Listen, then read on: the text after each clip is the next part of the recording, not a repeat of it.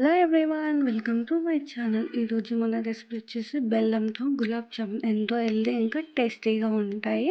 దానికి ముందుగా ఒక బౌల్లో 1 కప్ గులాబ్ జామున్ పిండిని యాడ్ చేసుకోండి. హాఫ్ గ్లాస్ గోరువెచ్చని పాలని కొద్ది కొద్దిగా యాడ్ చేసి సాఫ్ట్గా కలుపుకోవాలి.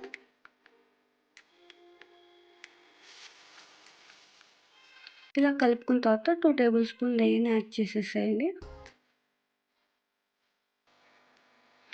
పిండిని ఒకసారి కలుపుకొని మూత పెట్టి పక్కకు పెట్టుకోండి ఒక 15 మినిట్స్. పాకం కోసం ఏ కప్పుతో పిండిని తీసుకున్నారో అదే కప్పుతోటి 1.5 కప్పు బెల్లం తీసుకోండి. బెల్లం తీసుకున్న కప్పుతోటి 3 కప్స్ వాటర్ యాడ్ చేసి మనం తీసుకున్న వాటర్ బెల్లం పాకానికి కరెక్ట్గా సరిపోతుందండి. ఇప్పుడు మీడియం ఫ్లేమ్లో బెల్లం మొత్తం కరిగేంత వరకు ఇలా కలుపుతూ ఉండండి. బెల్లం మొత్తం కరిగిపోయిన తర్వాత 1 టీ స్పూన్ ఇలాచీ పౌడర్ కూడా యాడ్ చేసుకొని మీడియం ఫ్లేమ్లో పెట్టి 5 మినిట్స్ కుక్ చేయండి. బెల్లం పాకం కొంచెం జిగురుగా అయిన తర్వాత తీసి పక్కకు పెట్టుకోండి. ఒక 15 మినిట్స్ తర్వాత గులాబ్ జామున్ పిండి చూసారా ఎంత బాగా సాఫ్ట్గా అయ్యిందో. ఇప్పుడు చేతికి నెయ్యి రాసుకొని కొంచెం కొంచెంగా పిండి ఈవెన్గా తీసుకొని రౌండ్స్ చేసుకోండి.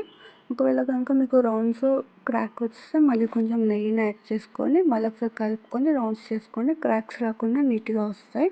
అదేవిధంగా అన్నీ చేసుకొని పక్కకు పెట్టుకోండి.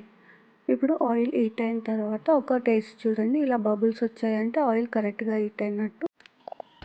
ఇప్పుడు ఒక్కొక్కటిగా అన్నీ యాడ్ చేసుకొని ఫ్రై చేసుకోండి. మీడియం ఫ్లేమ్లో పెట్టి ఇలా రౌండ్గా తిప్పితే అన్నీ ఈవెన్గా ఫ్రై అయిపోతాయి లోపల వరకు. ఇప్పుడు ఇలా ఫ్రై అయిన తర్వాత వేడి గులాబ్ జామున్ గోరువెచ్చనిగా ఉన్న పాకంలో యాడ్ చేయండి. ఒకవేళ మీకు పాకం చల్లగా అయిపోతే మళ్ళీ ఒకసారి గోరువెచ్చగా చేసుకోండి. అన్నీ ఒకసారి ఇలా మిక్స్ అయిన తర్వాత ఒక 15 మినిట్స్ పక్కకు పెట్టండి. 15 మినిట్స్ తర్వాత మనకి గులాబ్ జామున్ ఈ విధంగా నానిపోయి ఉంటాయండి.